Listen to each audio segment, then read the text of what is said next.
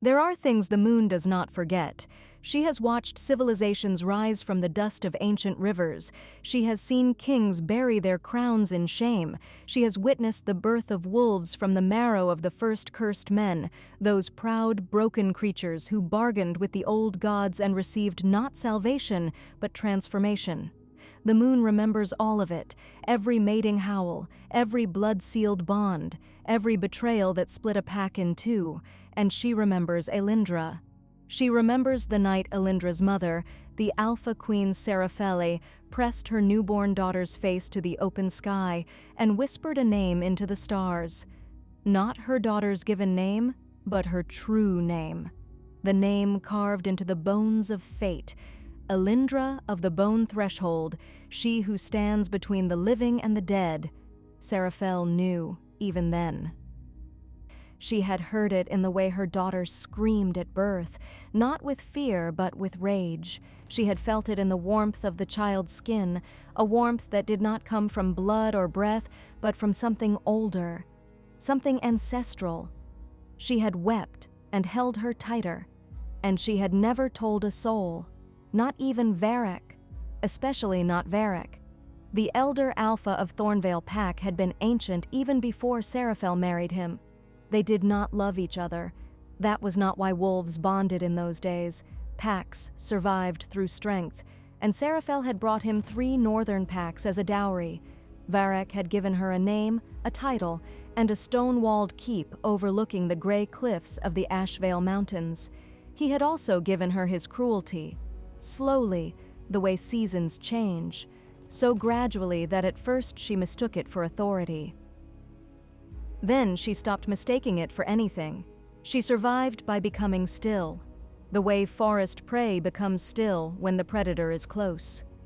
She raised Aelindra in that stillness.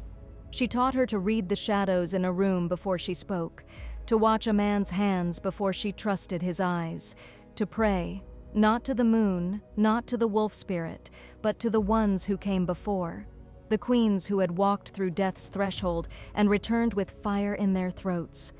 "They will come for you," Seraphele used to whisper. "When the night is darkest and you need them most, they will come." Aelindra had been 7 years old then. She had pressed her small ear against her mother's chest and listened to the twin drumbeats of a woman who contained a wolf inside her. She had not yet understood. She was 22 now, and the night was very dark. Chapter 1. The morning Varek announced the wedding, Aelindra was standing in the ash garden behind the keep, her bare feet pressed into cold soil, her hands buried elbow-deep in the roots of an old yew tree. She did this sometimes. When the anxiety inside her became unbridled, when the wolf beneath her skin paced its invisible cage. The yew was 300 years old. It did not judge her. It simply held. "Aelindra." She heard Brennan's voice before she saw him, her stepfather's head advisor, a lean gray wolf with eyes the color of old iron. He stood at the edge of the garden, his posture rigid, his hands tucked inside the sleeves of his dark robe like he was hiding them from himself. "The elder alpha requests your presence in the hall." She did not answer immediately. She pulled her hands from the roots slowly, feeling the soil give her up reluctantly, as though even the earth did not want to let her go to him. "What does he want, Brennan?" "He will tell you himself." That was answer enough. When Varek wanted his requests softened, he sent women to deliver them. When he sent Brennan, it meant the thing he was asking was non-negotiable. She wiped her hands on her shift. She walked inside without another word. The great hall of Thornvale Keep smelled the way it always did, of pine smoke and old stone, of the deep musk of dominant wolves, and the metallic undertone of a room where power lived like a permanent resident. Varek was seated at the long table. He was not a man who looked old until you stood close to him. From a distance, his shoulders were still broad, his silver hair still thick. He could still silence a room with a glance. But up close, there were things time had not been able to hide. The yellowing of his canines, the tremor in his left hand that he pressed flat against the table whenever he thought no one was watching.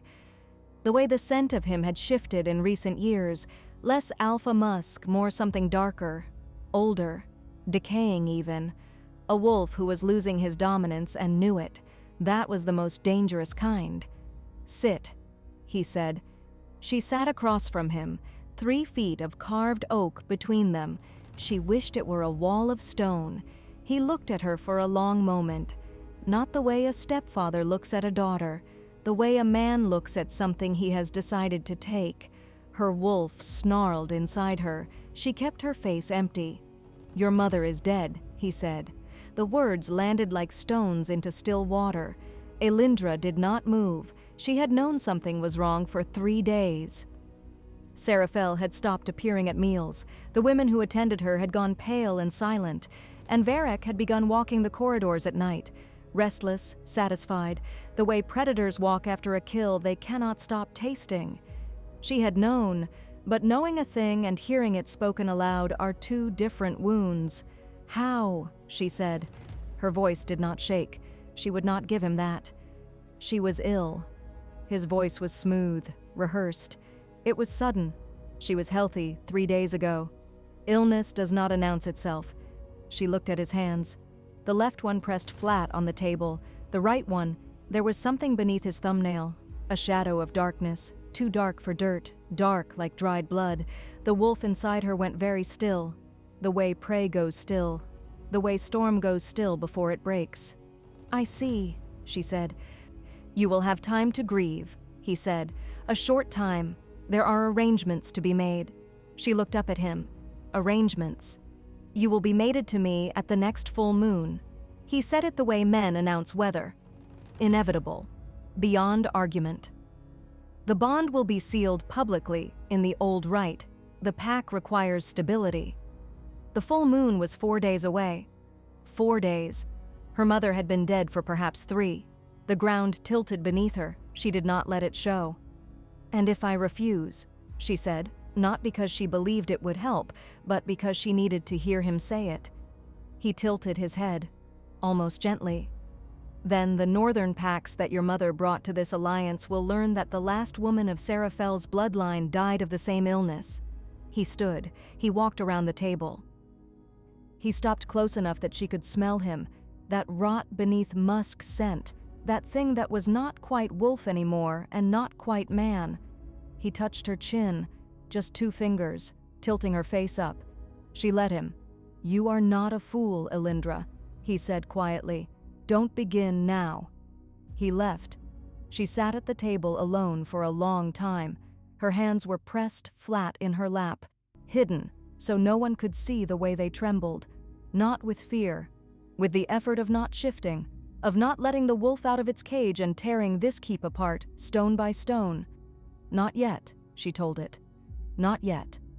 She went to her mother's chamber that night. The women had already prepared the body, wrapped in white linen, hands folded on her chest, hair braided the way Seraphel had always worn it for ceremonial occasions, as though even in death, she was expected to look presentable. Aelindra sat beside her for a long time. She did not cry. She pressed her forehead against her mother's cold hands and breathed. And then she listened. She had been taught to listen, past the body, past the breath, into the place where the dead speak. It was a long silence. Then, like wind through leaves in a room with no windows. "Daughter." The voice was barely a sound, more a feeling, a change in the air. "Mama," Aelindra whispered. "I cannot stay. The threshold pulls. I know." But I did not go empty-handed. A pause. A sensation like cold water over her skull. "I left something for you, in the root of the old you. Go before dawn." "What did you leave me?" "The door." The voice thinned, shredding at its edges. "The queens know the way. You were always the one they were waiting for." "Aelindra, don't go yet. Please. I love you, my bone daughter. I love you past the edge of everything." Then the room was just a room again. Cold linen, candle smoke, silence. She sat with her mother's cold hands until the candle guttered out. Then she rose and went to the garden and pressed her hands into the roots of the old yew tree and found what her mother had left her. Chapter 2. The yew gave it up with resistance. Aelindra dug until her nails bled. the soil cold and compressed as old grief, the roots tangling around her wrists like they were testing whether she was worthy. She did not stop. When her fingers found it, she knew it by feel before she saw it. A small bone disc, no larger than her palm, carved, not cut, but carved by something that moved slower than a blade, grown into shape, almost. The symbols on it were not any written language she had been taught. They were older than letters. They were the first language, the one spoken before mouths existed. Ancestor marks. She held it up in the moonlight. The bone was warm. That was the thing that made her breath catch. It was warm the way a living thing is warm. Not with body heat, but with intention. Her mother had carried this, and her mother's mother before her, and the queens before that, back through generations so long they dissolved into myth. She wrapped it in the cloth at her wrist and pressed it against her pulse point.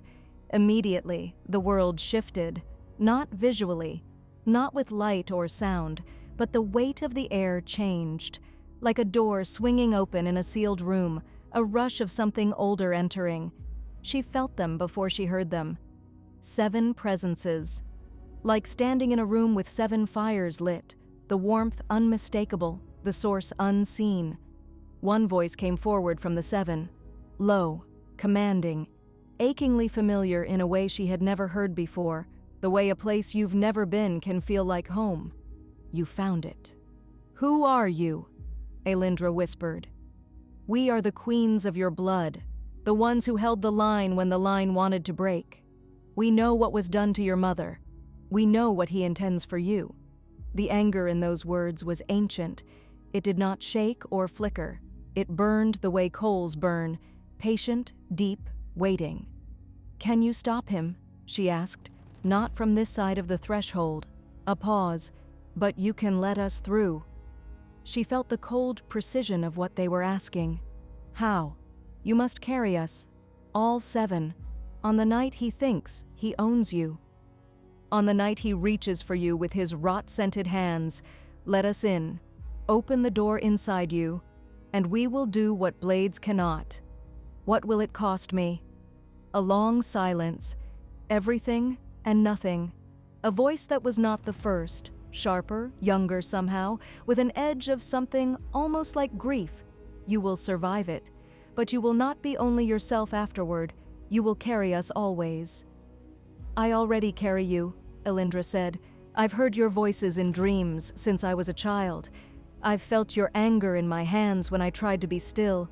I've tasted your grief on the back of my tongue every time I walked past a mirror and saw my mother's face. Something in the air changed, as though the 7 fires had leaned toward her, something almost tender in the heat. Then you already know the answer, the first voice said. Aelindra pressed the bone disc harder against her pulse. Tell me what to do, she said. She did not sleep that night. She sat in her chamber while the dark thinned toward gray, and the queens spoke to her in their ancient voice, layered and complex as a chord played on an instrument with too many strings. They taught her the word, the one word she would have to speak on the night, 1 syllable, unpronounceable in any living language. She felt it rather than heard it, felt it like a key turning in a lock inside her sternum. They warned her, he is not simply a cruel man. He has consumed something dark to hold his dominance this long. The rot you smell in him. It is a borrowed darkness. He traded something for it decades ago. What did he trade?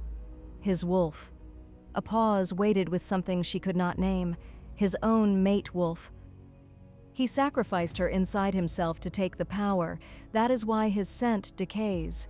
He is a man wearing the skin of what he was. My mother knew this? Your mother suspected. She tried to leave twice. He was persuasive. Aelindra's hands tightened on the bone disc. He killed her. Yes. Before he could kill me. Yes. Or before she could tell me the truth. Both. The gray light at her window became pink, then gold. 3 days until the full moon. 3 days until Varek performed the mating rite in front of the assembled packs, the ancient blood bond ceremony that would tie her to him legally, spiritually, irrevocably, unless she ended it first. She looked at herself in the small bronze mirror above her wash basin. Her mother's dark eyes looked back at her, her mother's copper-brown skin, her mother's jaw, set with her mother's stubborn precision, but her hands were shaking with something her mother had never had: purpose.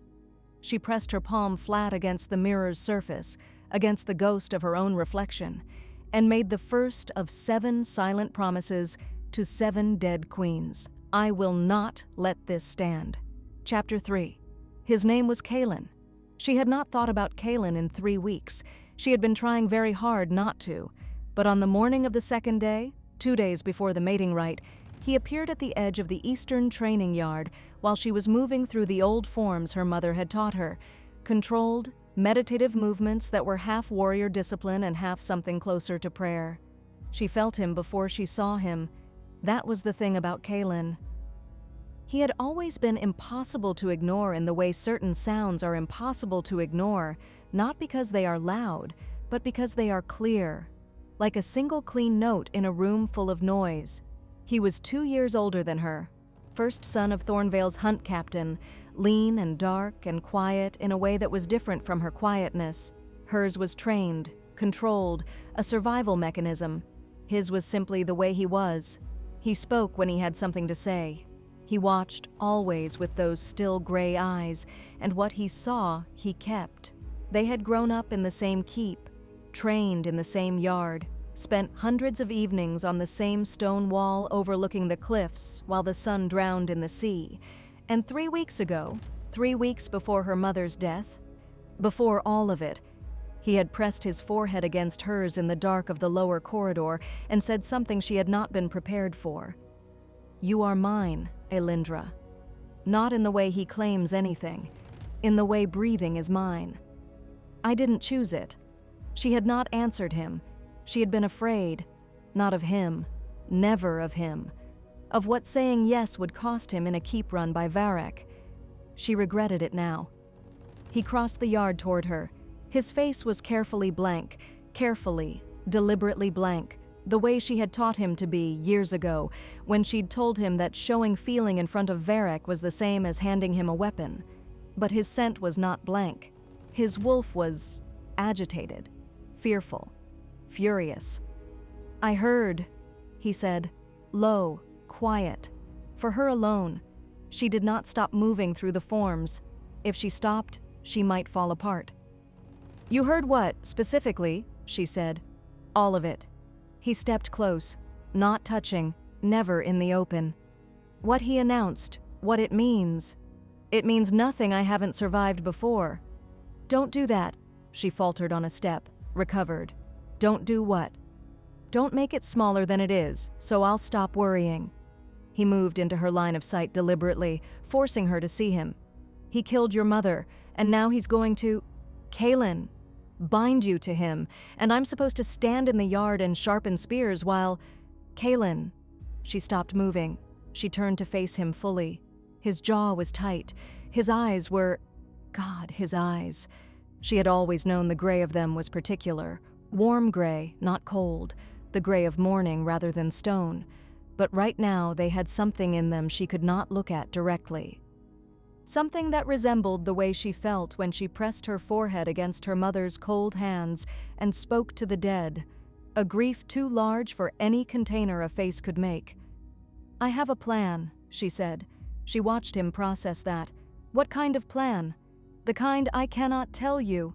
He studied her. Why? Because if I tell you, you'll try to protect me, she said. And if you try to protect me, he will kill you, and I will not... Her voice did not shake. She made sure. I will not carry that alongside everything else. A long silence. The wind came off the cliffs, salt sharp, carrying the smell of sea and coming rain. Are you going to be alive at the end of it? He asked. Yes. You're certain. Kaelin, I need to hear you say it as if you mean it. His voice was barely above a murmur. Not as if you're reassuring me, as if you believe it. She looked at him, at his still gray eyes and his careful hands, and the way he had always been the one fixed point in the spinning chaos of this keep. I believe it, she said, and she found, to her own surprise, that she did. The queens stirred inside her, or not inside her yet, but near, like 7 fires burning on the other side of a thin wall, and something warm moved through her sternum. "Good," the first voice said, quiet as thought. "Fear is a tool, not a master." Kaelin held her gaze for another moment. Then he nodded. Once. "Tell me one thing," he said. "What? After. Whatever happens after. Will you still be you?" She thought of what the queens had said. "You will carry us always." She thought of her mother. Her mother had carried this her whole life and had still been wholly, fiercely herself, right up until the last. "I will still be me," she said. "More of me than I've ever been." He held her gaze, then he stepped back, just one step, and returned to his careful blankness. "All right," he said. And he walked away across the yard. She watched him go and felt something that had no name, something that lived in the space between grief and gratitude, between love as comfort and love as a wound. And she pressed her hand over the bone disc at her wrist and breathed through it. 2 days, she told herself. 2 days. That evening, Varek called her to supper, the long table again, the pine smoke, the stone smell. His advisors arranged at their places like pieces in a game she had not consented to play. He had laid out her mother's jewelry on the table beside her plate, each piece placed deliberately. Acclaim made in objects. She sat down and looked at Seraphel's silver cuff, the one her mother had worn every day since Aelindra could remember, the one she used to turn on her wrist when she was thinking, and Aelindra felt something in her chest creak like weight placed on old wood. "You will wear these at the ceremony," Varek said. She looked up. "You've never allowed me to wear her things before," she said, carefully measured. "That was before." He poured wine, did not offer her any. "Now they are appropriate. Now they are appropriate," as though her mother's death were simply a reclassification of property. She looked at the cuff. She reached across the table and picked it up, turned it over in her hands. There was an inscription on the inside. She had never seen it up close before. Seraphel had always turned the inscription inward against her skin. "To she who carries the fire, may you burn clean." Aelindra closed her fingers around it. The queens shifted, closer. "She wrote that for you," the first voice said. "Before you were born. She always knew." "I will wear it," Aelindra said. Varek nodded, satisfied. He began to eat. She sat across from him and watched his rotting hands cut his meat and thought about fire, the kind that burns clean. And she did not eat a single bite. Chapter 4. The second day before the mating rite moved like water through a cracked vessel, slow in some moments, gone before she could hold it in others. Aelindra spent the morning in her chamber, pressing the bone disc against her wrist and listening. The queens were teaching her the shape of what was coming. Not the details. They could not see the future any more than the living could, but they knew the architecture of power. They had each lived inside it, and each had died because of it, and death had given them a clarity that life obscures. "He will want to perform the first blood touch privately," the eldest queen said. Her name was Marin, the first voice, the oldest fire, before the ceremony, to test whether you resist. "And if I resist," he will interpret it as fear and become more certain. A pause edged with old bitterness. Men like Varek always mistake fear for desire and desire for ownership. Do not give him the satisfaction of either. "Then what do I give him?" "Stillness," said another voice, sharper. This one was called Isolde, the youngest of the 7, dead at 24 with a warrior's fury still unspent. "The kind that looks like acceptance. The kind that makes him careless." "Make him careless," Aelindra repeated quietly. "Careless men make mistakes," Marin said, "and on the night he makes his mistake, we will be waiting on the other side of the door." She pressed her thumb against the carved symbols on the disc. The bone hummed against her skin, not with sound but with resonance, the way a deep bell continues to vibrate long after the strike. She had begun to understand what it contained, Not simply ancestor memory or spiritual power, though it held those things, but something more precise. A map. The bone disc was a map of the threshold, the place between the living world and the world where the dead moved, that gauzy, liminal country where the queens resided, full of silver light and the sound of rivers running in directions that defied geography. Her mother had lived at the edge of that threshold her whole life, had drawn her power from it, had eventually crossed it. Aelindra had always been closer to the threshold than most. She had known it the way you know a familiar smell in a new place, recognition without memory to support it. She had simply never known that this was not a weakness. On the second morning, Brennan came again. This time he brought a dressmaker, an older woman with careful hands and no expression, who carried bolts of cream-white ceremonial fabric over her arm like sacrificial offerings. Aelindra stood still while the woman measured her. She looked out her window at the cliffs, at the sea beyond. At the thin line where gray sky met gray water, that seam in the world that sailors called the end of everything and navigators called the beginning of beyond. The dressmaker measured her neck, her shoulders, the circumference of her throat where a collar might rest. Aelindra closed her eyes. The queens were quiet now, conserving themselves. She was aware of them as a warmth at the periphery of her consciousness. 7 fires behind 7 different walls, each one banked, waiting, holding their heat for the moment it would be needed most. She tried to think about anything else. She thought about Kaelin. Specifically, she thought about the stone wall at the eastern cliff edge, the one they had sat on so many hundreds of evenings, their shoulders not quite touching, watching the sun go under the sea. She thought about the particular quality of his silence, how it was different from every other kind of silence in the keep, how he never filled it with noise just because it was there, how he understood that sometimes the most honest thing was simply to be near someone without needing to explain why. She thought about the moment in the lower corridor. "You are mine, Aelindra," not in the way he claims anything.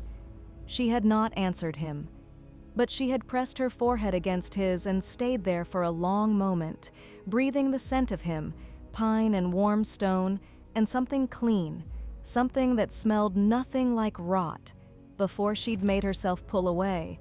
That had been her answer. He had known it. She hoped he still knew it. The dressmaker finished and withdrew. Brennan lingered at the door. "The elder Alpha asks that you join him for the evening meal," he said. "Again," she said. "He wishes to discuss the ceremony." She turned from the window. "Tell him I am unwell," she said. "Tell him I am grieving and require rest before I am fit to be seen." Brennan's iron eyes studied her, looking for resistance, looking for the thing that might need to be reported. She gave him her mother's face, still, compliant. Behind the stillness, nothing visible at all. He nodded and left. She sat back down with the bone disc and returned to her lessons. That night she dreamed in a language she didn't know she spoke. She stood in a forest that was not the forest outside the keep. These trees were older, taller, their roots above ground like reaching hands, their canopy so thick no star showed through. There was a fire in the center. The 7 queens stood around it. She saw them clearly for the first time. Marin was silver-haired and broad-shouldered, her face carved with age and something like serenity. The serenity of a woman who had been through enough that nothing surprised her anymore. Isolde was young, as she'd suspected, dark-skinned and sharp-eyed, her hands marked with the old warrior wards along the backs of her fingers, her jaw set with a stubbornness so familiar, Aelindra almost laughed. The others were between them in age and bearing, 5 women of different generations, different forms, but bound by something that transcended the differences. They had all held something precious and had all had it taken from them.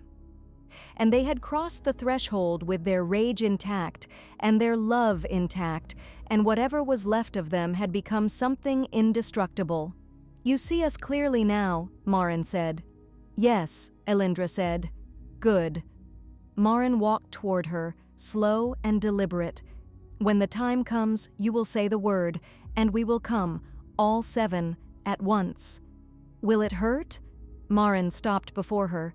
She looked at her with those ageless eyes, eyes that had seen death from the inside and were not afraid of it, and said nothing for a moment. Yes, she said finally, but not the way he has made things hurt. His pain takes from you, ours gives. Aelindra held her gaze. What does it give? Maren reached out, pressed 2 fingers against Aelindra's sternum, above her heart. Fire, she said simply, and the right to use it. Chapter 5. The day before the ceremony, Varek summoned her to his study, not the Great Hall this time, his private study. That was new, that was deliberate, that was the message she had expected and dreaded with a precision that made her nauseous. The study was at the top of the keep's oldest tower, a room that smelled entirely of him, that rot-below musk scent so concentrated here that her wolf recoiled without her permission, a full-body instinctive flinch she forced down before she walked through the door. He was standing at the window, his back to her, at first, letting her wait, letting the room work on her. It was a dominance technique she had seen him use on his subordinates for 20 years. Allow the space to speak first. Let anxiety do the work. She stood in the center of the room and looked at the back of his silver head and thought, one more day. He turned. He looked at her with something that might have been appreciation on a different man. On him, it was the way a collector looks at an acquisition. You look like your mother, he said. It was a test to see if the grief would undo her where the threat hadn't. I know, she said. He walked toward her slowly. She held her ground. The scent of him intensified as he approached. That deep, wrong smell beneath the authority, beneath the wolf musk. The smell of something alive that should not be, that was kept living through a bargain that cost more than it gave. He stopped close. Too close. The way he positioned himself so that stepping back would be a submission she couldn't afford to perform. He touched her face. The same 2 fingers as before, against her jaw this time. She did not move. The queens burned hotter behind their walls. Stillness, Isolde said. Stillness. Are you afraid? He asked. Of course, she said. It was the right answer. She watched him register it. The slight relaxation in his shoulders, the way the calculation in his eyes softened toward satisfaction. Good girl, his expression said. She knows how this works. He ran his thumb along her cheekbone. She thought about the sea, about the seam between gray sky and gray water, about Kaelin's particular silence and the smell of pine and warm stone, about 7 fires behind 7 walls. Tomorrow night you will stand before me in the old rite, he said. Quiet, certain, the way men speak when they have already won in their heads. And what was your mother's will pass to you, and what was divided will be whole. What was your mother's? She turned the words over. He meant the Pax, the alliance.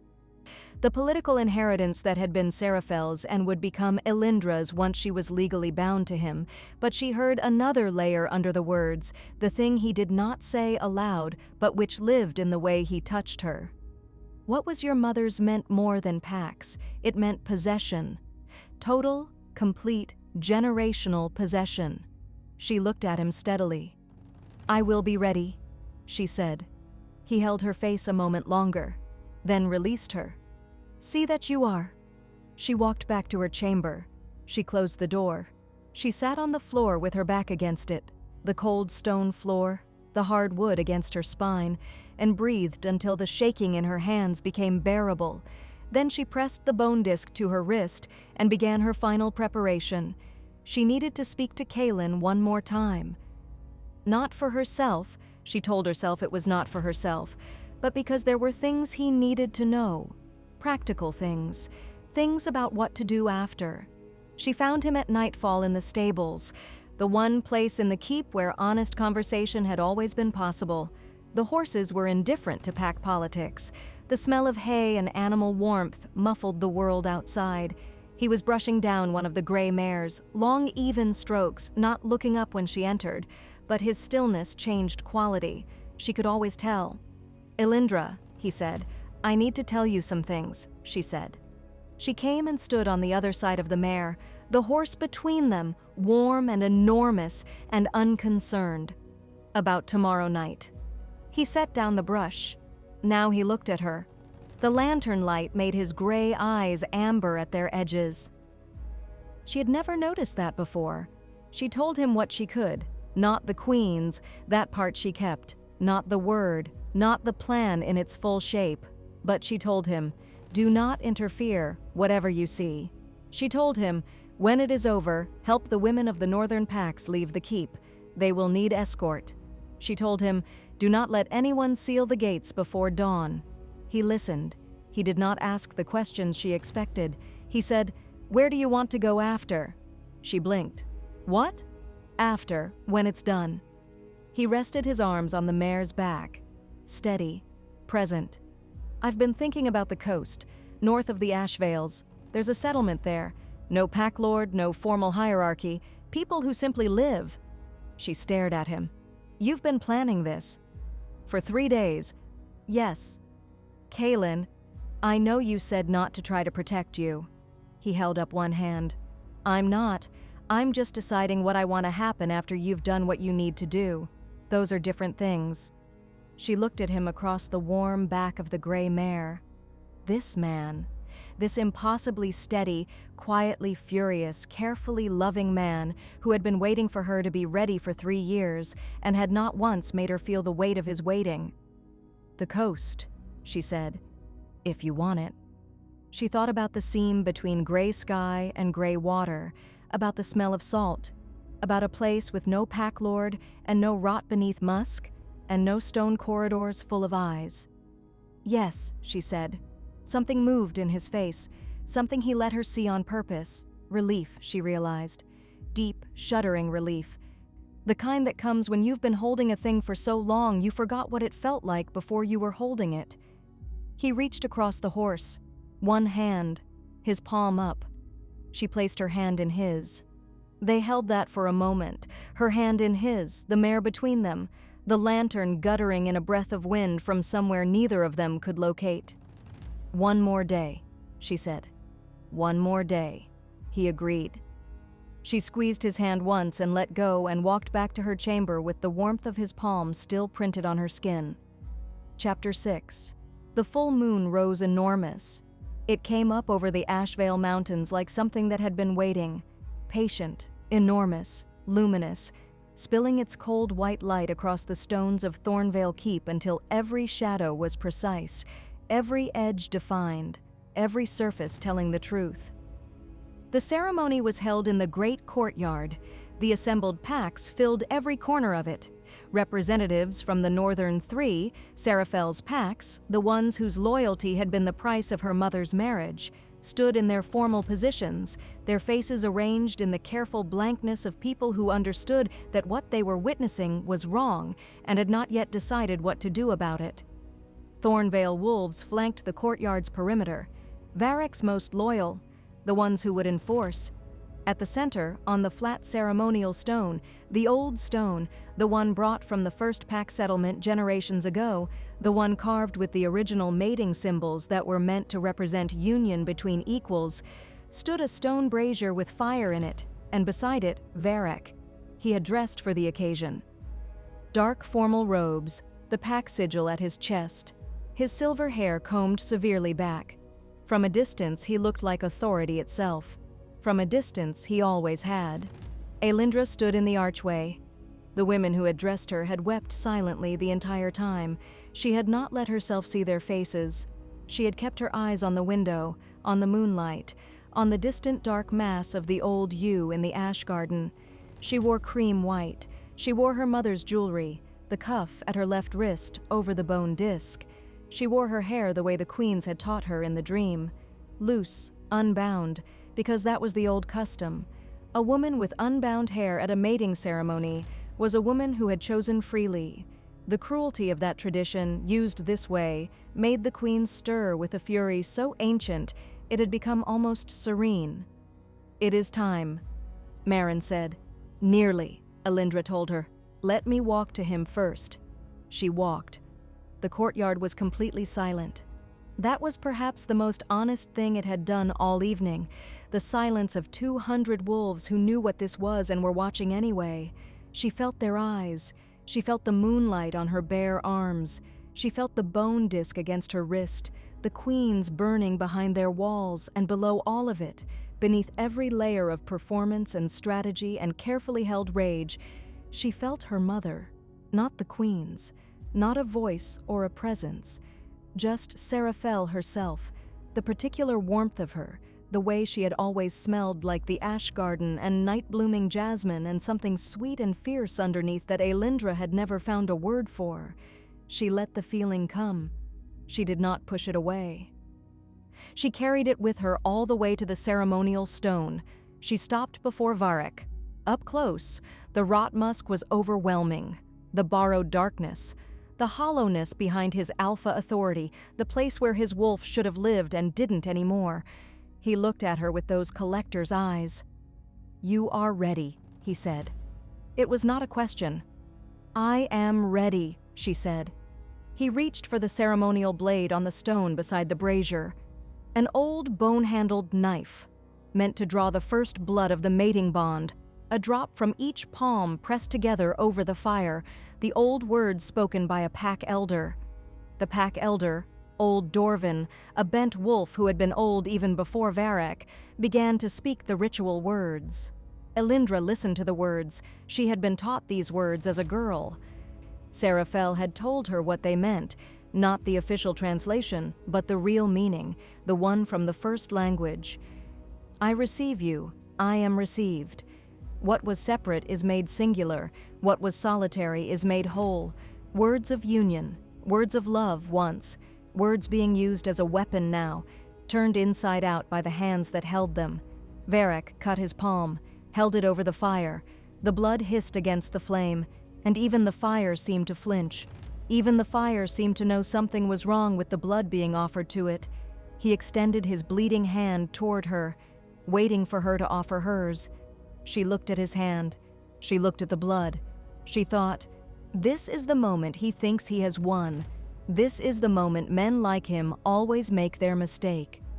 She reached into the folds of her ceremonial gown with her right hand, slowly as though reaching for composure, and wrapped her fingers around the bone disc at her left wrist.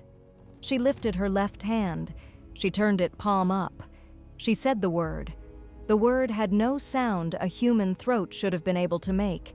It was one syllable that contained within it the compressed grief of 7 women, the rage of 7 women, the love of 7 women who had loved specific people with specific devastating precision and had watched those people be taken and had crossed the threshold still burning.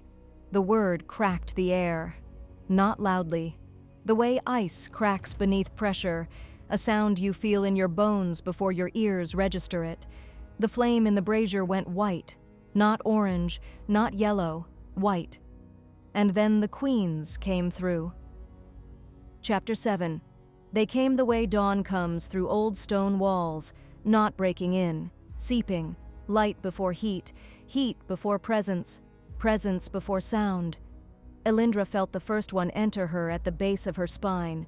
Marin, ancient and deliberate, like a river deciding which way to run. The second came through her shoulders, the third through her sternum, the fourth and fifth together.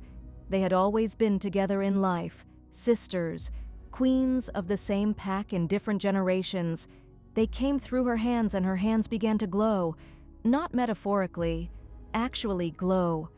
The light was bone white and sourceless, the kind of light that exists in the dream world, in the threshold, in the space between what the living can hold and what the dead still carry.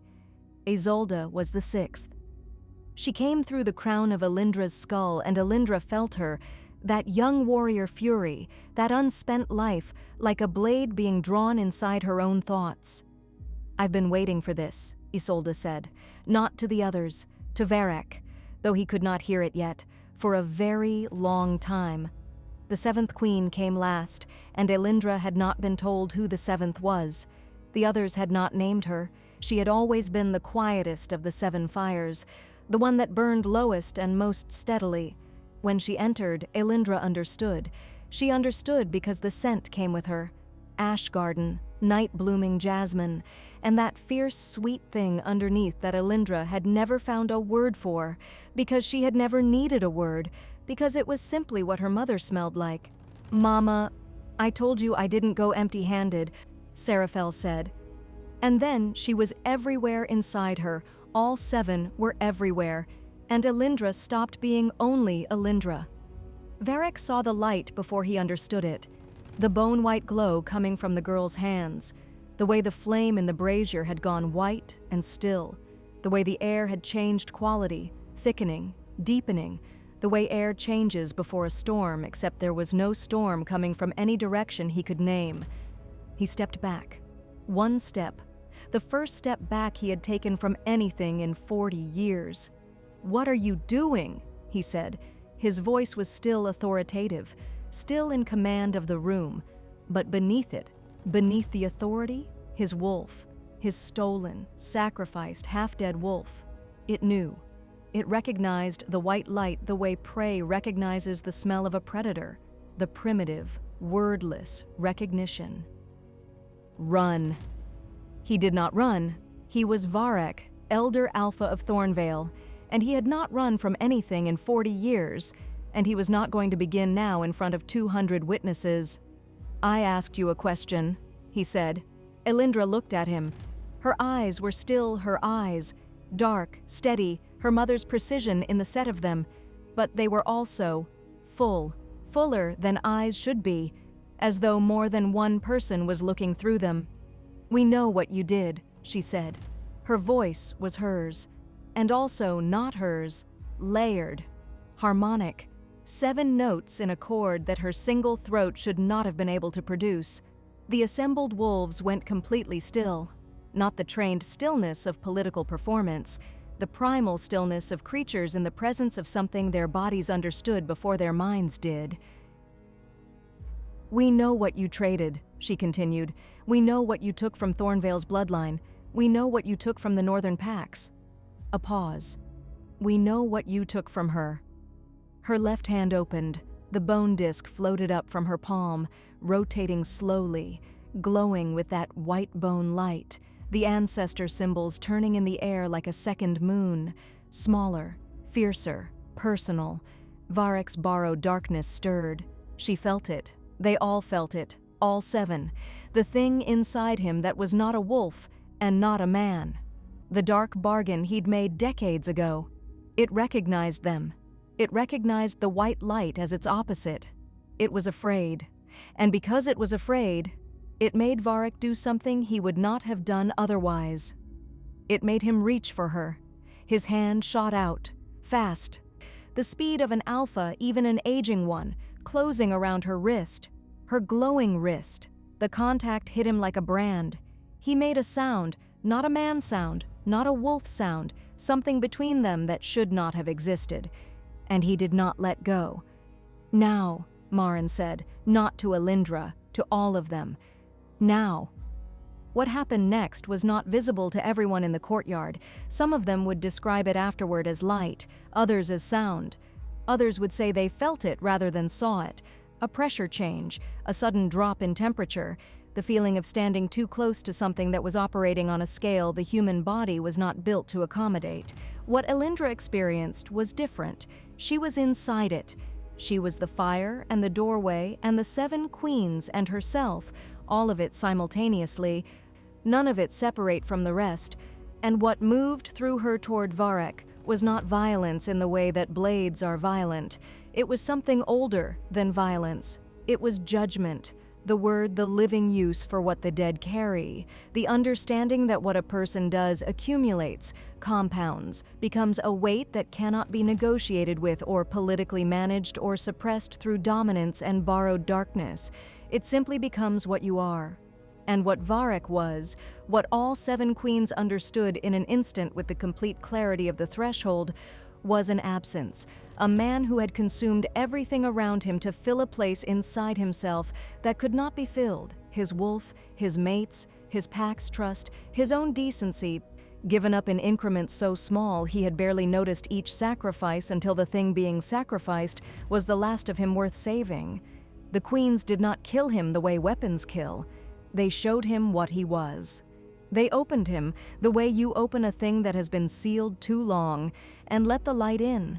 And the borrowed darkness, which had lived in him like a parasite for 40 years, which had kept him dominant past the natural end of dominance, which had eaten his wolf from the inside, it could not survive the light. It came apart. Varek fell. Not dramatically, not with a shout or a final declaration, he simply fell.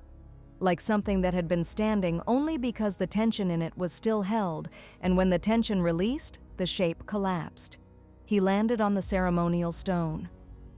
The flame in the brazier went from white back to orange, then guttered out entirely.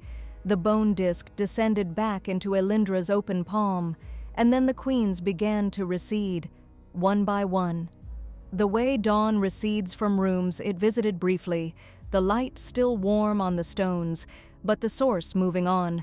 The sisters left together, then the other three in their order, then Isolde, last of the warriors who took a moment before she went.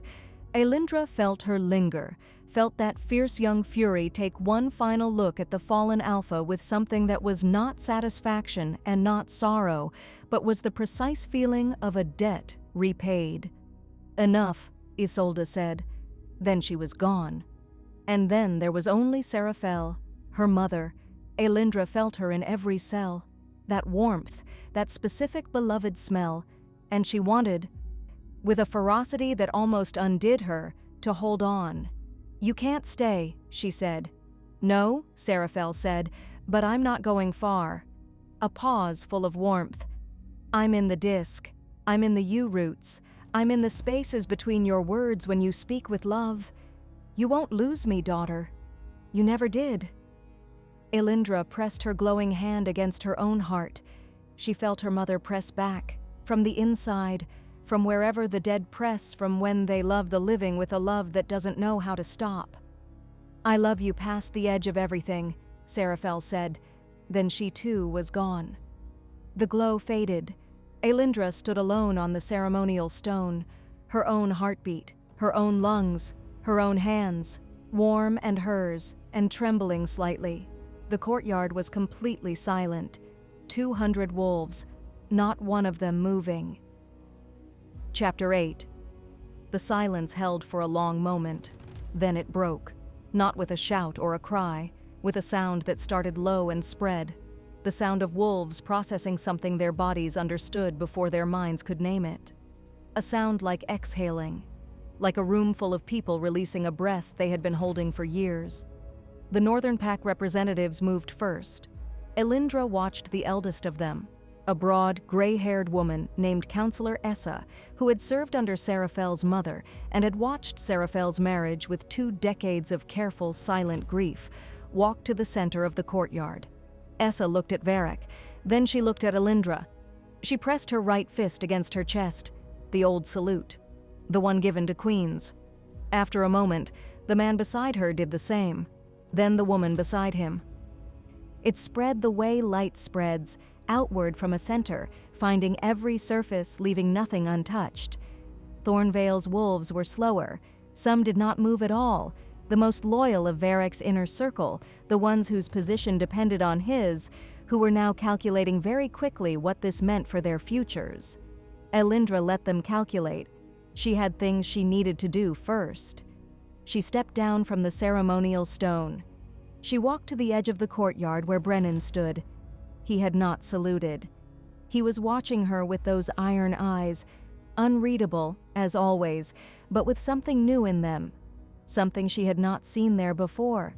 Something that might have been relief, or regret, or the particular expression of a man who has spent decades serving a tyrant because he was afraid of what happened to people who didn't, and who is now confronting the specific texture of having wasted decades that way. "Brennan," she said. "Lady Aelindra," he said. "Open the gates," she said. "All of them. The Northern Pack people and their escorts are free to move at will." He hesitated for only a moment. Then he turned and gave the order. She heard the gates open, the deep grinding of old iron hinges, and the sound of it was unaccountably, one of the most beautiful sounds she had ever heard. She found Kalen in the crowd. He had been at the far edge of the courtyard, far enough that he could have moved quickly if he'd needed to, close enough that he had seen everything. His face was... She couldn't read it at first. That was unusual. She could almost always read him. She walked toward him. He came toward her at the same moment, and they met somewhere in the middle of the dispersing crowd, in the space that was opening up as people moved away from the ceremonial stone and toward each other and toward the gates and toward all the conversations that this night would generate for years. He stopped in front of her. He looked at her face, looking for her, looking for Aelindra beneath everything that had just happened. "It's me," she said. Something in him unlocked. She watched it happen. The careful blankness his face had held for days simply released. He stepped forward and pressed his forehead against hers, the same gesture as the lower corridor, 3 weeks ago and a lifetime ago. "I felt it," he said quietly. "When they came through you, the whole courtyard felt it." "I know. Are you..." He stopped. "You said you'd still be you." "I am." "You're sure?" She pulled back slightly so she could look at him properly, at those gray eyes, warm at the edges, amber in lantern light. "I'm more me than I've ever been," she said. It was the truest thing she had said in days, perhaps in years. He reached up. His hand cupped the side of her face. Careful, the way he handled things he was afraid of damaging. And she turned into it. She pressed her cheek into his palm the way she had been wanting to for 3 years and had been too afraid and was not afraid now. "The coast," she said. "The coast," he agreed. The night was not done with her yet. There were things that needed doing, practical, immediate, unglamorous things that followed the end of a tyrant's reign the way mud follows rain. She spent 3 hours in the Great Hall. Counselor Essa sat at the long table with her, on the other side this time, across from the chair Varek had always occupied, and they talked about the Pax, about the alliance structure that had been built on fear and would need to be rebuilt on something more durable, about the Northern Territories and their independent governance, and what Serafel had originally intended before she was trapped. They talked about Serafel. Essa had known her mother longer than Aelindra had been alive. She told her things that made Aelindra's throat tighten, stories of Serafel as a young alpha, fierce and funny, the kind of leader whose pack followed her not from duty but from genuine love. "She never stopped being that," Essa said, "even here, even in that marriage. She was always..." She paused, searching. "She was always trying to leave you something. Every choice she made, it was all, 'What can I leave Aelindra?'" Aelindra pressed her hand flat on the table and did not look up for a moment. "I know," she said. "She would have loved tonight," Essa said. Not unkindly. She would have laughed and wept, probably at the same time. She always did both at once. Aelindra thought about her mother's voice in the last moment. "I love you past the edge of everything," and thought, yes, both at once, always. Varek lived. That was the thing no one had expected, including, she suspected, the queens. He was breathing when they checked him after the courtyard cleared. His pulse was present. His eyes, when they opened them, were changed. The rot musk was gone, completely and entirely gone, as though it had been scoured out of him down to the cellular level. What was left was just a man, an old man, without his wolf, without his borrowed darkness, without the accumulated decades of unchallenged dominance that had shaped his face into something frightening. Just a man, tired and old and, she suspected, more afraid than he had ever been in all the years that other people had been afraid of him. She stood at the doorway of the chamber where they had laid him and looked at him for a long moment. The queens were quiet. She had expected to feel something large here, satisfaction or fury, or some cathartic final emotion that completed the arc. What she felt was smaller than that, and in its smallness, somehow more real. She felt sorry. Not for him. Not exactly. For the thing he had been before the bargain. For the wolf he had sacrificed, for whatever part of him had been capable of choosing that, which meant whatever part of him had been in enough pain to think that trading his own wolf away was a solution. She did not forgive him. She was not going to forgive him. But she looked at him and thought, what a waste. What a tremendous, terrible waste. She turned from the doorway. She told Brennan to see that he was fed, kept safe, and contained. Then she walked away. Chapter 9. Dawn came gray and slow, the kind of dawn that doesn't announce itself, that simply allows the dark to thin, degree by degree, until you notice the world is visible again without being able to say exactly when that happened. Aelindra sat on the stone wall at the eastern cliff edge. The same stone wall. The one she and Kaelin had sat on hundreds of times watching the sun go under. Now she was watching it come back. She had not slept. She was not tired. That was the strange thing. She thought she would be exhausted, wrung out by the weight of what the night had contained. Instead, she felt clean. The way the air feels after rain. After a storm that has been building for a long time finally breaks and then passes. She had the bone disc in her hand. It was quiet now. No vibration, no warmth beyond ordinary warmth. Just old carved bone, smooth in the places worn smooth by generations of hands. Her mother's hands, her grandmother's, and all the others, back and back and back, through the long line of women who had stood at the threshold and returned with fire in their throats. She was one of them now. Not a queen, not yet, not formally. But she could feel the membership in her bones, the belonging, the threshold knowledge. She would spend the rest of her life learning what that meant. She was not afraid of the learning. Kaelin came at the time she knew he would. He climbed the wall without speaking and sat beside her. Close, closer than they had sat before, their shoulders touching. She did not move away. Neither did he.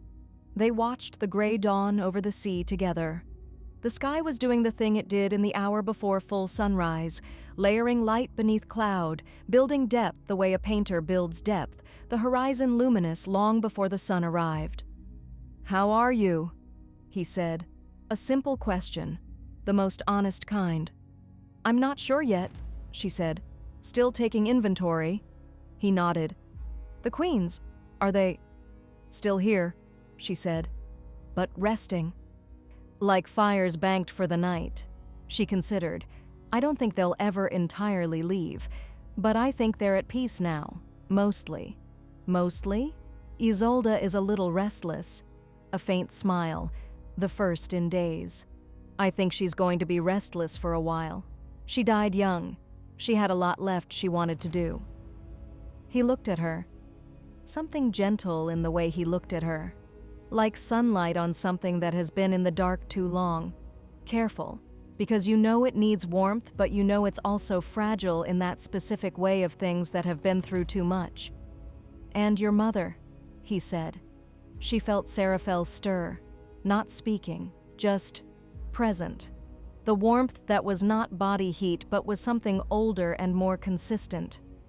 "She's here," Aelindra said.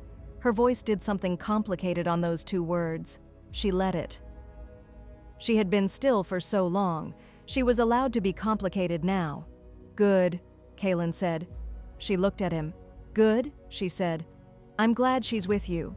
Simply, honestly. "I'm glad she made it through." She pressed her lips together, looked back at the sea. "She was the seventh," she said. "I didn't know until she came through. She'd been carrying this her whole life, the connection to the queens, the threshold knowledge, and she never told anyone because she knew what Varek would do with that information." A pause. She spent 20 years protecting a secret that could have freed her from him, because using it would have put me at risk. Kaelin was quiet. "She sounds exactly like you," he said. Aelindra laughed. It came out unexpected, genuine, a little raw. The kind of laugh that is very close to tears and knows it, and she pressed the back of her hand against her mouth and breathed through it.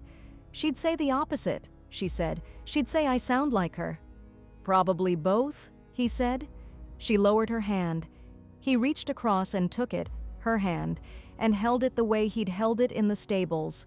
Not possessively, not like a claim, like something offered, like a warmth extended freely, with no conditions attached, with no expectation of anything in return.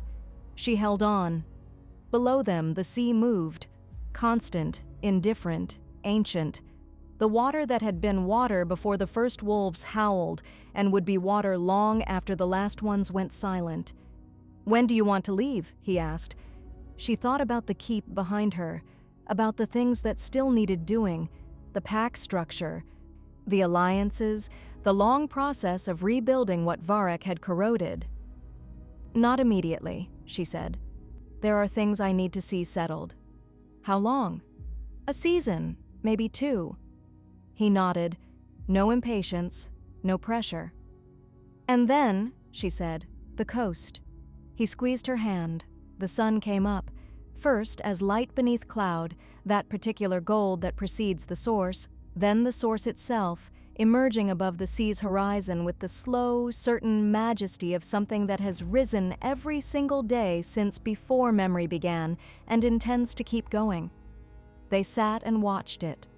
The warmth of it reached them after a moment, the first real warmth of the day, and Aelindra turned her face toward it and closed her eyes. She felt the disk warm in her free hand. She felt her mother warm in her chest. She felt Kaelin warm at her shoulder. She thought, this is what surviving feels like, not the moment the crisis ends. This, the morning after, the sun on your face, the hand in your hand, the impossible, stubborn persistence of warmth. Chapter 10. 3 days after the ceremony, she called the packs together. Not in the Great Hall, that space belonged to the Old Order.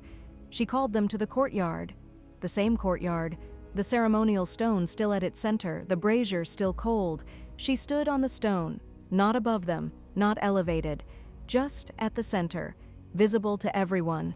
There were 200 wolves, and however many pack humans who had followed the wolves and the women from the keep and the advisors and Brennan, who stood at the back with his iron eyes watching her with something she had decided finally to call respect. She spoke plainly. She told them what had happened to Seraphel, not diplomatically, plainly. She watched the Northern Pack representatives take this in with the expression of people who had suspected and never been allowed to say so. She told them what Varek had traded, the dark bargain, the sacrificed wolf, the borrowed dominance that had kept him alpha past the natural end of his strength. She watched Thornvale's wolves take this in with the expression of people who understood now, finally, the wrongness they had always sensed in him and had been calling by lesser names. She told them about the queens, about the threshold, about what it meant that her bloodline carried this. She did not dress it up. She did not make it more palatable. Power should not be made palatable to the people living under it. Power should be explained exactly as it is. "This is what I carry," she said. "This is what it costs. This is what it means for how I will lead. I will not hide it from you. I will not use it against you, but I will use it when this pack, any of you, is threatened by the kind of darkness that took our alpha." A silence. Then Counselor Essa said, "And what do you ask of us?" "Your honesty," Aelindra said. "Your counsel. Your willingness to tell me when I'm wrong." A pause. "I'm 22 years old. I was raised in this keep. I know how to be still in a room full of men who want to frighten me. I know considerably less about governing a free pack. I'll need help." A longer silence. Then something extraordinary happened. One of Varek's inner circle, a broad, scarred man named Aldrich, who had been among the least warm to her, who had spent 3 days after the ceremony in very loud consultation with his fellow inner circle members, stepped forward. He pressed his right fist against his chest, the old salute. "My grandfather served your grandmother," he said. His voice was rough. Something in it was effortful.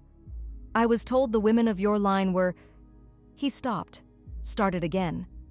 "I was told things about your line that I'm understanding now were deliberately wrong. Aelindra looked at him steadily. "Yes," she said. I would like to begin differently."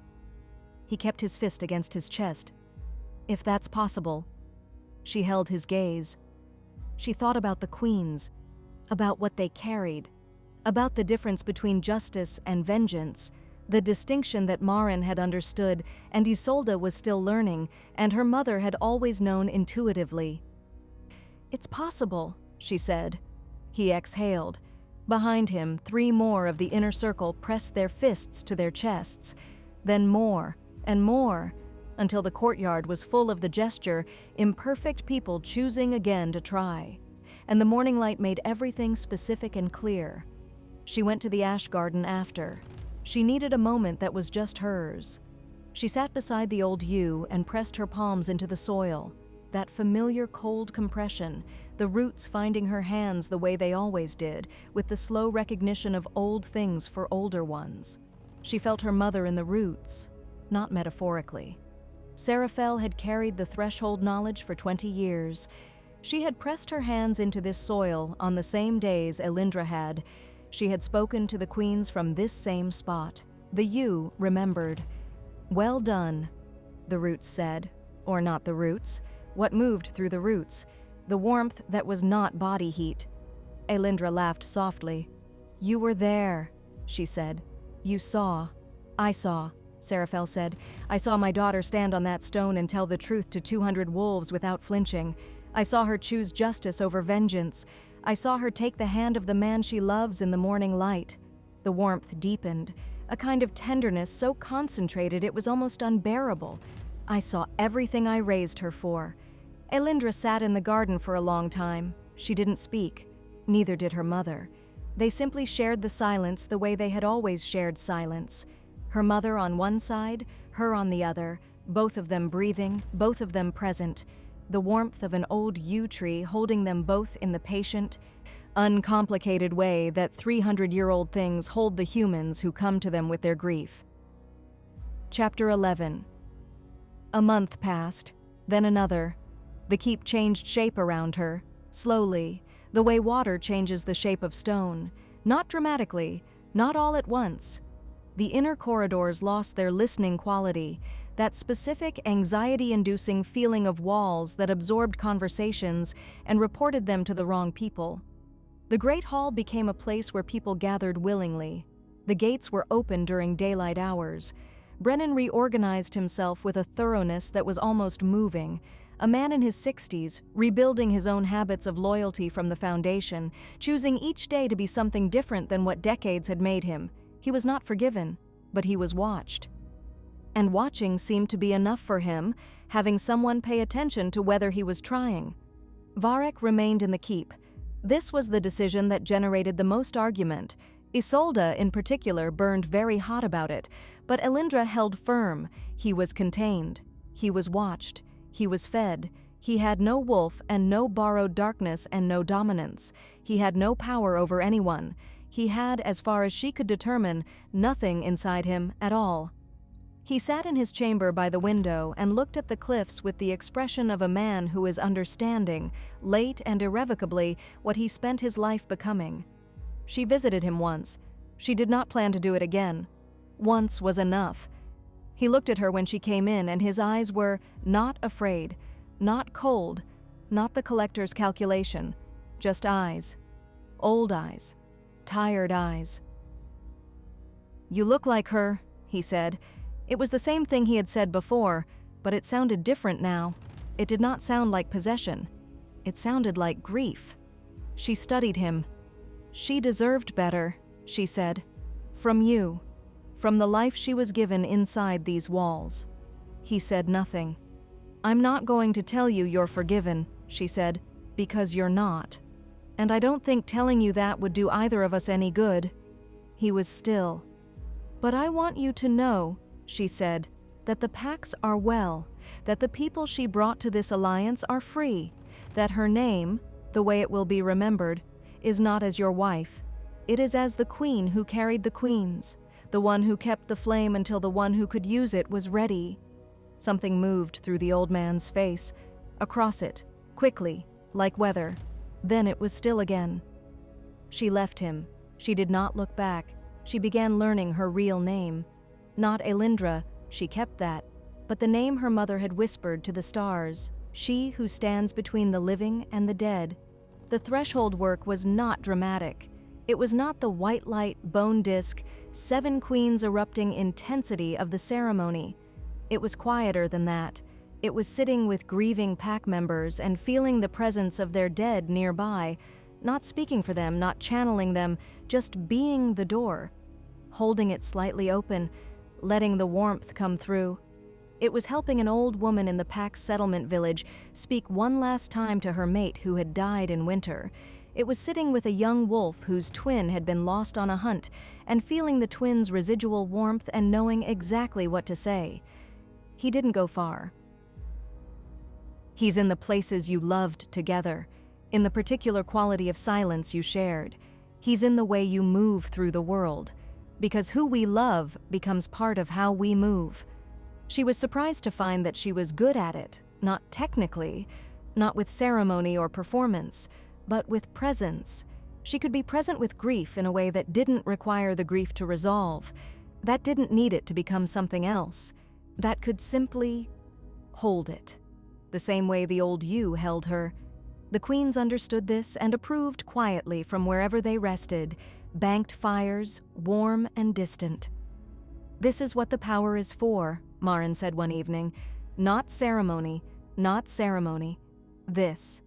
On the evening before she planned to tell Kaelin she was ready to leave, she went to the cliff wall at sunset.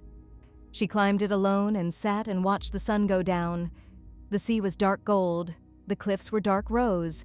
The sky was doing everything it could, every color available to a sky, the way the sky does in autumn, as though aware of the shortening light and compensating with excess.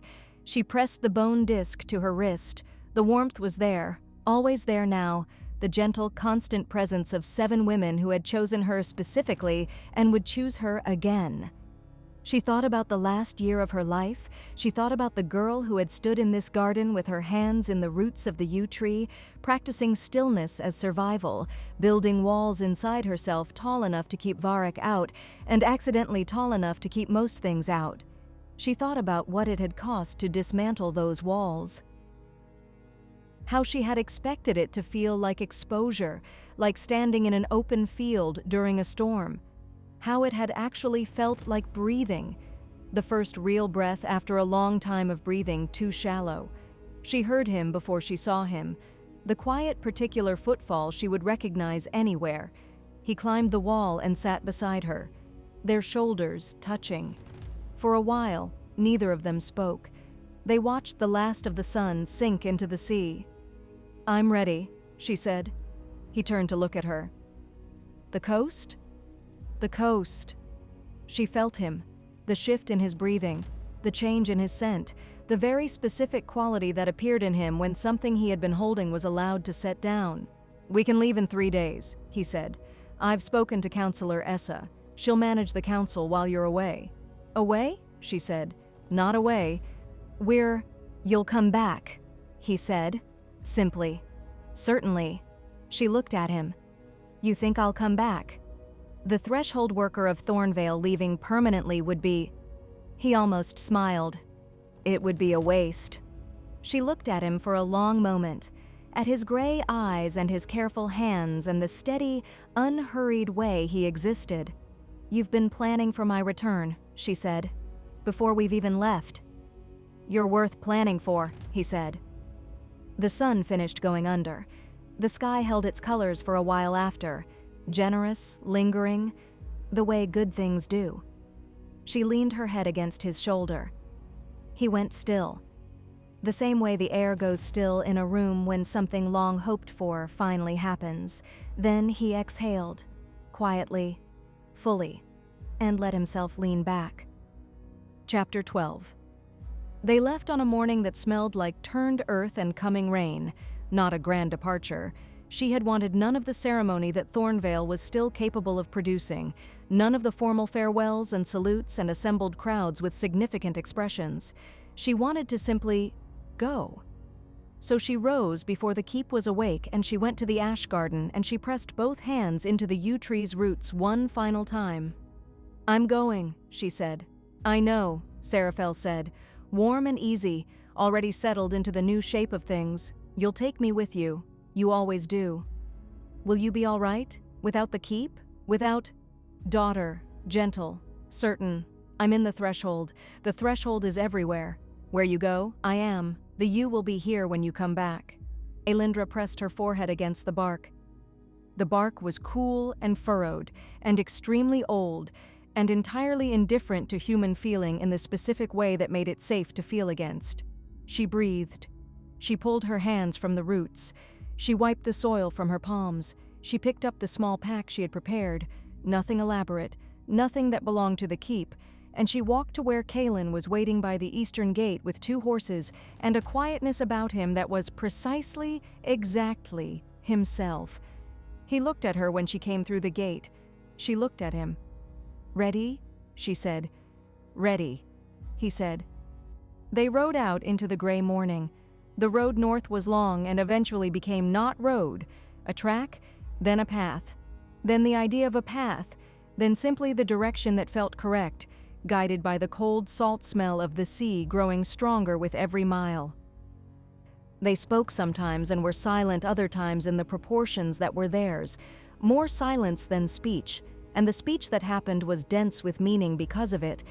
She told him, over those long riding hours, the things she had not been able to say before, about her mother, the real version of her mother, not the political figure or the contained wife, but the woman in the ash garden, the woman with night-blooming jasmine in her hair, the woman who had pressed her infant daughter's face to the open sky and spoken a name into the stars. He listened in the way that was its own form of love, complete attention, no rush to respond, the willingness to simply receive without needing to fix or reframe. She told him about the threshold, what it felt like. The way the dead were not gone, not exactly gone, but in a different relationship to time and space, the way a sound is in a different relationship to silence. Present in the negative space, if you knew how to listen. "Does it frighten you?" he asked. "No," she said. "Should it?" She considered. "Probably," she said. "A little. In the way that anything that large should create some appropriate reverence." He almost smiled. She watched his profile in the gray light. "Can I ask you something?" she said. "Yes. 3 years ago, when we started sitting on the wall together in the evenings, did you know then?" He was quiet for a moment. "Know what?" "That it would end up like this." He looked at her. "No," he said. "I knew something. I didn't know its shape." "What did you know?" He returned his eyes to the path ahead. "That being near you made the world make more sense," he said. "That when you weren't there, the evening felt incomplete. That the specific quality of your silence was right, like a note that resolved something that had been unresolved." A pause. "I didn't call it knowing anything. I just kept coming back." She rode beside him and felt Seraphel warm in her chest, and the queens banked and patient in the background, and Isolde particularly satisfied about the whole trajectory of events, and she thought, This is what was worth holding on for, not the ceremony, not the moment in the courtyard. This, the ordinary, astonishing, specific thing of being known by someone and knowing them back. They reached the coast on the 4th day. It was nothing like the sea visible from the keep's cliffs, that formal, distant gray expanse, viewed from above, always slightly out of reach. This was the coast itself. They came out of the tree line onto a stretch of dark sand, and the sea was immediately present, enormous and moving and close enough to smell completely. The salt and kelp and cold depth smell of open water, the sound of it constant and generous, the waves coming in with the patient insistence of something that has all the time in the world. Aelindra stopped her horse at the sand's edge. She looked at the sea. The sky above it was huge, unobstructed in a way the keep's sky never was, and it was the particular gray of coming rain, but lit from within somehow, the kind of sky that promises weather and delivers it without apology. She got down from the horse. She took off her boots. She walked to the edge of the water. The cold of it shocked her ankles. The sand shifted under her feet with each wave. The wind took her unbound hair and moved it freely in directions that had nothing to do with propriety or ceremony or the careful arrangements of a mating rite. She tilted her face up. She felt the rain begin, fine, cold, the beginning of something, and she did not move away from it. She pressed the bone disc to her wrist. She felt all 7 queens. Her mother last and closest. She said, "We made it." The warmth that answered her was enormous and simple and wordless, the warmth of 7 fires burning not with urgency now, but with the specific, generous heat of things that have found their resting place. Aelin came and stood beside her, not touching, just beside, in the way that was them, their particular mathematics. "This will do," she said. He looked at the sea, at the huge, unobstructed, rain-promising sky. "Yes," he said, "it will more than do." The settlement was 3 miles up the coast, a small, self-governing community of wolves and humans who had chosen to live outside pack hierarchy and were, by all reports, suspicious of newcomers until you proved yourself useful. Aelindra proved herself useful on the first day. There was a young woman in the settlement, barely 17, whose grandmother had died the previous winter, who had been hearing a voice at night that she could not account for and was terrified. Aelindra sat with her for an afternoon. She held the bone disc in her left hand and she opened the door just slightly, not fully, not the way it had opened in the courtyard, just enough for warmth to come through. The grandmother came, not words, not instructions, just warmth. The grandmother's specific warmth, the way the girl remembered it. The way you only remember the warmth of someone who held you when you were small and afraid. The girl wept, and then she smiled. And then she thanked Aelindra with the particular gratitude of someone who has been given back something they thought was entirely gone. Aelindra walked back to where Aelin was helping with the evening fire, and he looked up when she came and saw her face and handed her a cup of something warm without saying anything. She sat beside him. The fire crackled. The sea was audible from everywhere in the settlement, a constant, generous sound. She pressed the bone disc to her wrist. She felt her mother. She thought, this is what it means to carry the fire, not the ceremony, not the white light and the ancient word. This, the daily, unglamorous, necessary act of holding the door open so that warmth can come through. A year later, the moon rose full over the settlement. Aelindra stood at the water's edge, the same dark sand, the same constant sound, and she watched it come up over the sea's horizon. She had stood in this same spot perhaps 100 times now, in different weathers, at different hours, in grief and in peace, and in the everyday in-between that makes up most of a life. The moon looked the same as it always had, enormous, patient, remembering everything. She held the bone disc in her open palm. In the year since the keep, she had carved it further, not the ancestor symbols, those were complete, but a new mark on the back, in a language entirely her own. A single curving line, not a letter, not a symbol from any tradition. Simply the shape of continuity, the shape of something that does not end. The queens had approved, her mother most of all. She heard him behind her, his footfall, his quiet. He came and stood beside her in the way that was theirs. They were not the same people they had been a year ago. Nobody is. A year contains enough to change the shape of things, but they were still themselves, more so perhaps, having had the space to become so. "Full moon," he said. "I know." She looked up at it. "She's watching." "She always is," he said. The moon agreed, in the way the moon agrees, by being exactly what it is, by continuing to rise regardless, by holding its light without asking what it is going to be used for. Aelindra closed her fingers around the bone disc. She felt all 7, her mother last and closest, all of them warm. All of them present, all of them in the specific way of the dead who have found peace, not gone, not loud, but there, in the threshold, in the space between words, in the warmth that moves through the roots of an old yew, and the cold fingers of a tide, and the shoulder of a man you trust completely. "Can I tell you something?" she said. "Always," he said. She looked at the moon. "I used to think carrying this," she touched the disc, "was the gift my mother gave me, the queens, the power, the threshold knowledge." She paused. "And it is. It's real, and I'm grateful for it." She lowered her hand. "But the real gift," she said, "was that she stayed herself through all of it.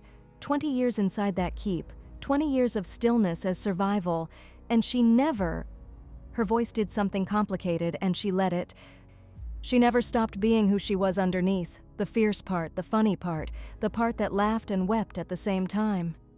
She turned to look at him. "That's what she left me," she said. "Not just the disc. Not just the queens. The knowledge that you can survive everything and still be tender on the other side." He looked at her for a moment. Then he reached out, one hand, and pressed it gently against the side of her face. She turned into it. She pressed her cheek into his palm the way she had in the courtyard, the first time, the night she had finally stopped being afraid of what she wanted. He pressed his forehead to hers. The sea moved. The moon held its light. The wind came off the water and took her hair in its uncomplicated hands. She closed her eyes. She felt her mother warm in her chest. Sarah fell, quiet and present. The way a hearth is present in a room, not demanding attention, simply there, simply warm, simply the thing that makes a space habitable. "I see you," Sarah Fell said. "Both of you.